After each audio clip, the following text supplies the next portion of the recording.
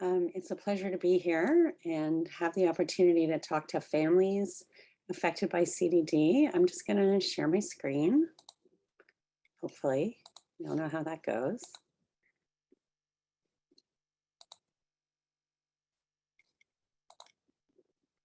How's that? Can you see the? You can see the slides and just the slides? Yep. Okay, great. So as Natalie mentioned, I'm a pediatric epilepsy doctor in Toronto at the Hospital for Sick Children, and I direct our epilepsy program here. And I also do some research into sudden unexpected death in epilepsy. And first things first, I really can't talk to anyone about this topic without acknowledging that it's a difficult topic to talk about. And the reason that I kind of got into this area of work in the first place is because it's a difficult topic, and I felt challenged by the fact that a lot of families and physicians weren't informed, and healthcare providers really weren't informed about SUDEP, and I really wanted to try and change that, get more information for us. What I really felt like was that sometimes SUDEP is really the elephant in the room. So I picked out this cartoon off the web, and there's a big elephant sitting on some people at a cocktail party, and people are like, have you noticed it? So, you know, a lot of times I talk with families. I meet families who have children with epilepsy, and nobody talks about the risk of premature mortality or early death. But I know that families are worried about that and scared about that. And so I really do think this is the elephant in the room, and it's worth talking about, but I acknowledge that it's hard. I welcome you to put questions in the chat if that's helpful to you, and certainly to reach out to your community here, knowing that this is a difficult topic for you. And as well, I have some resources at the end that offer some support. The other thing that motivates me to talk to families, even when they seem like they maybe don't want to hear it at that moment, is that we know that people with epilepsy want to know more about their risk of epilepsy. A study out of the United Kingdom showed that 91% of parents of children with epilepsy wanted to know more about the risk of death. And over 70% of people who had lost a loved one wish that it had been discussed with them in more detail. So it was from that lens that I come to you today. And the objectives of this short talk are to describe the risk of early death in people with epilepsy. And that leads us to some strategies for risk reduction, and also to just answer your questions and address concerns. So, and the other thing I want to say kind of right off the bat is we don't have a lot of information about CDD and risk of early death. And so for that reason, I'm going to talk to you about this topic in general and see how we can apply it perhaps to people with CDD and answer your questions. So we know that people with epilepsy in general, all people with epilepsy are about 2 to 3 times more likely to have an early death. And if you look, you will see that at the literature about this, the risk is higher in children. But the reason the risk is higher in children is probably due to some of the other problems that we know that some children with epilepsy have. And some children with epilepsy have very significant other neurological impairments that affect things like their breathing, their risk of getting infections, and those things contribute to early death rather than just the epilepsy itself. If you look at everybody who has epilepsy, the predictors of early death include having ongoing seizures, so seizures that haven't come under control or gone away. When we know that epilepsy is due to an underlying condition, which is the case in CDD, not using the treatments recommended for seizures is a risk factor, and having seizures that are not controlled. If we think about all the reasons, all the kind of categories why a person with epilepsy could die, obviously they could die with something completely unrelated to the epilepsy. They could die due to the underlying cause of the epilepsy. And CDD isn't one of those conditions that I'm aware of, but for example, there are degenerative diseases or certain genetic degenerative diseases where over time the risk of death increases. There's deaths that we call unnatural, which in the case of here could be something like a drowning or an accident. And then there are deaths due to epilepsy itself. And that's what I'm here to talk to you about today. That could be things like an accident in the context of having a seizure. It could be something like status epilepticus, which you know is continued prolonged seizures lasting, depends on the definition you go by, but we could say lasting more than 30 minutes. And deaths due to epilepsy can also include sudden unexpected death in epilepsy. But I do want to point out to you that most deaths in children with epilepsy are not epilepsy related. So this is data put together by our colleague Elaine Worrell on this slide, but from 3 studies that looked at why children with epilepsy died. And the yellow bars are causes unrelated to their epilepsy. And most of these, if you look at the non-epilepsy related causes of death in children, you will see that pneumonia, the red bars, is by far the most common cause of death in children with epilepsy.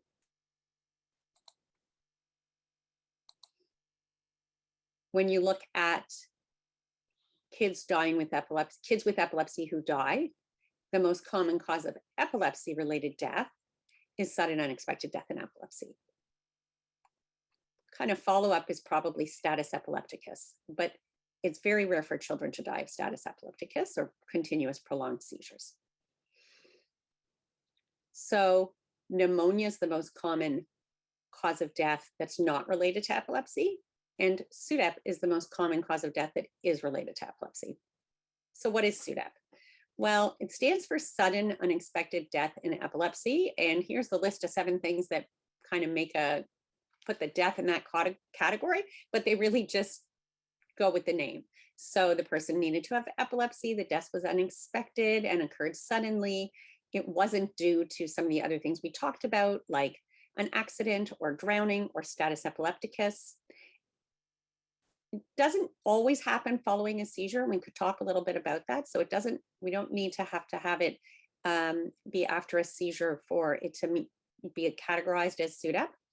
And to meet all criteria for SUDEP, we need to have an autopsy, also known as a postmortem exam, that does not show a cause of death. And that's why it's kind of unexpected and unexplained. But in the research that I do, we do consider deaths, sometimes SUDEP, when an autopsy wasn't done, because we're really trying to learn more about SUDEP, and it's hard for us to do that if we don't try and consider all the deaths. So a few years ago, I was part of a group with the American Academy of Neurology and the American Epilepsy Society that actually looked at all the data up until that time to try and understand what is the risk of SUDEP, how often it occurs, and what are the risk factors, meaning what are the things about a person or about a situation that makes it more likely for SUDEP to occur. And I'm just going to share a little bit from that because we did a pretty good job of just summarizing what was known up to that time. And we asked 2 questions. What is the incidence, meaning how common does it happen? And what are the specific risk factors? So I want to talk about how common SUDEP is so that you can put that into perspective.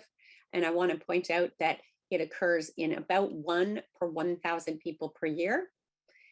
The risk was felt to be way lower in childhood. So when the data was looked at up to that time, they found that this is a way of thinking about mortality, patient years, and I'll explain that in adults, it happened 1 in 1,000 patient years, which means if you have 1,000 people with epilepsy living for 1 year, 1 will die of SUDEP.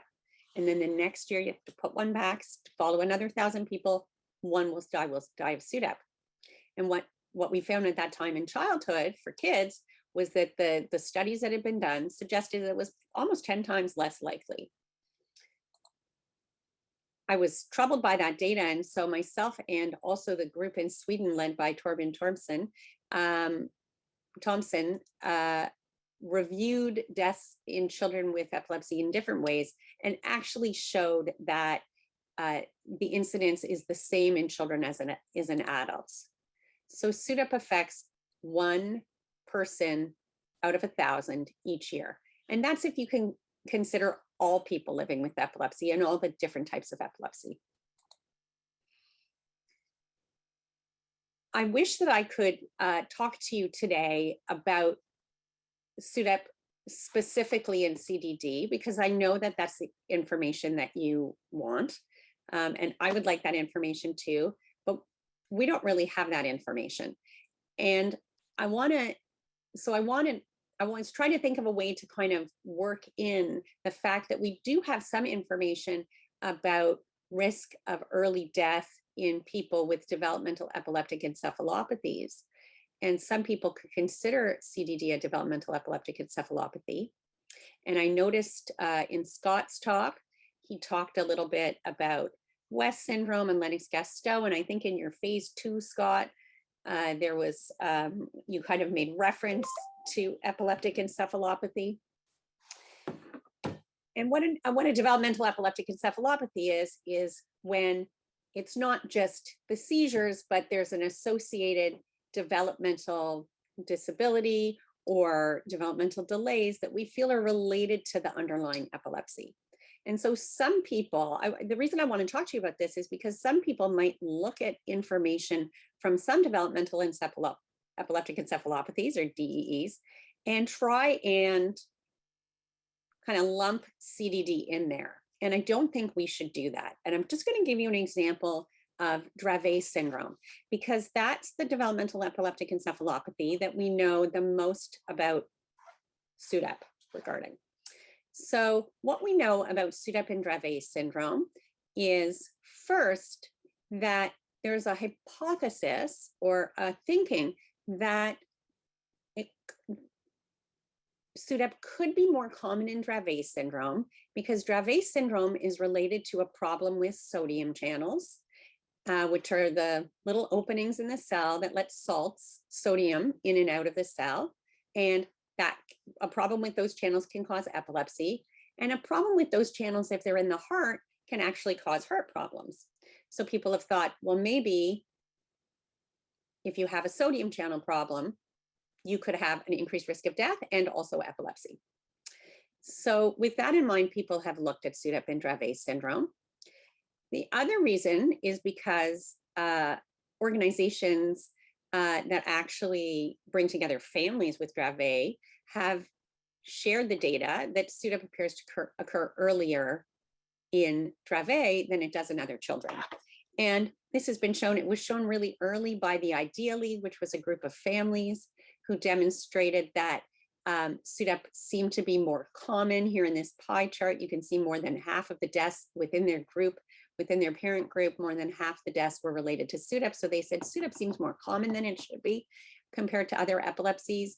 Here's an early study out of Japan that showed that, and SUDEP are these white bars. And if you look at the age along the bottom, from 0 to 18 years, SUDEP seemed to be happening most often kind of under the age of 5. This was shown again, that the blue bars being SUDEP, that SUDEP in Dravet syndrome tended to occur kind of earlier. Here we've got the whole lifespan of 0, well, 65 is not the whole lifespan, but here's 0 to 65. And you can see SUDEP was happening earlier. In our own data around just children, SUDEP in children, you can see that in girls and in boys, SUDEP deaths seem to be more spread among the 0 to 16 age group. Other people have looked at cause of death in Dravet, again, another pie chart showing that about half of deaths in Dravet syndrome are SUDEP. But I want to go back because I'm telling you this information so that you don't take away information about SUDEP and developmental epileptic encephalopathies and kind of conclude that that necessarily is going to apply to kids with CDD. It may, but I have no reason to believe so, particularly because CDD, and Jim did a great job this morning talking about kind of the genetic underpinning of CDD and how that may cause the problems we see in people or the challenges we see in people with CDD. But That's different than it is in Dravet. So even though the kids can perhaps, or people living with epilepsy might have similar seizure types or something like that, it's not the same thing. So what factors could contribute to this increased risk we see in SUDEP in Dravet syndrome? And what could be some of the risk factors that actually could put the people with CDD at risk for SUDEP? Well, let's look at risk factors in general. So what do we know about what increases the chance of SUDEP occurring?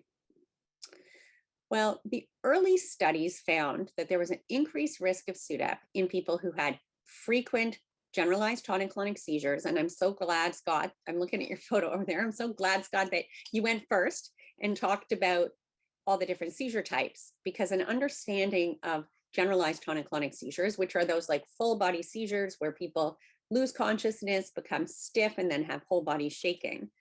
Those are the most important seizures when we think about SUDEP risk. Studies also found that polytherapy, which means taking multiple drugs, is a risk factor for SUDEP.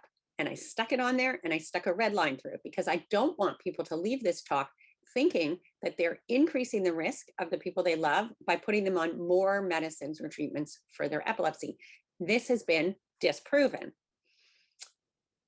When we consider the frequency of seizures, the number of drugs you're on, and the specific medications used for epilepsy, none of those contribute to risk. So there's no increased risk associated with any single drug treatment, the number of drugs, or any specific drug.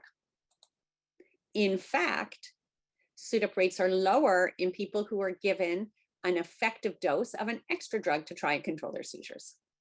So we don't think medicine is contributing to SUDEP risk.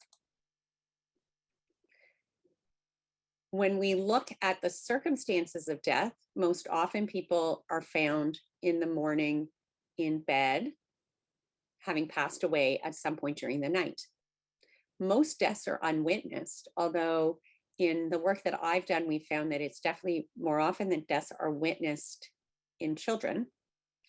And sometimes, most of the time when I've had a family or uncovered a death in my research, and we've learned more about that death, and somebody has been present with the child, and I say child because I study children, there was no seizure prior to death. The child was just seen to pass.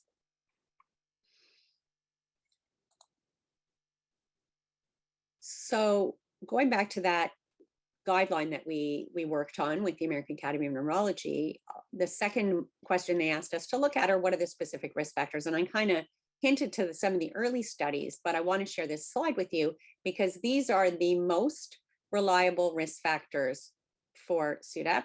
You don't have to worry so much about the numbers or the confidence level, I can explain that to you. But the most important risk factor for SUDEP is having generalized tonic-clonic seizures. So people who have generalized tonic-clonic seizures, and this is what an odds ratio means, are 10 times more likely to die of SUDEP.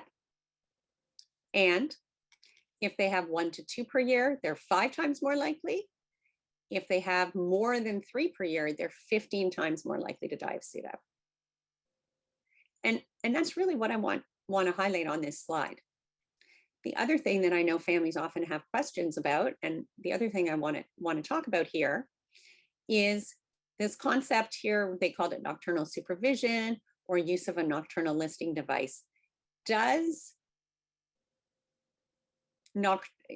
some sort of oversight or attention to people when they're sleeping through the night, nocturnal meaning night, does that reduce SUDEP risk?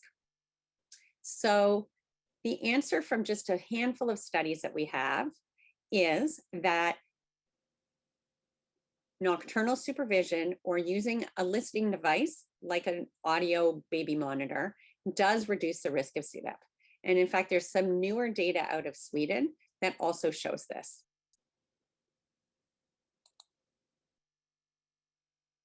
So I wanted to make sure I left lots of time for questions. I tried to give you an overview of SUDEP, and I want to finish off by talking about what we know about the best way to reduce risk. And really, the best way to reduce risk is to manage seizures and manage epilepsy. And so I'm so glad I'm going after Scott, because he talks really specifically about how to reduce seizures in people with CDD.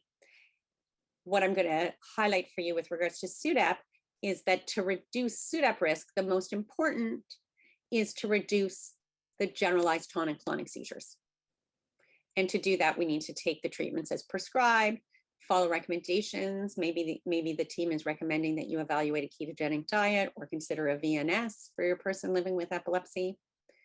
For some individuals, you can identify and avoid seizure triggers. And I currently tell families of children, since I treat children, who have seizures at night, to consider the use of some sort of nocturnal monitoring device. And I see we already have a question of that in the chat, and so I'm happy to talk about that some more. I'm going to leave this slide here with some resources.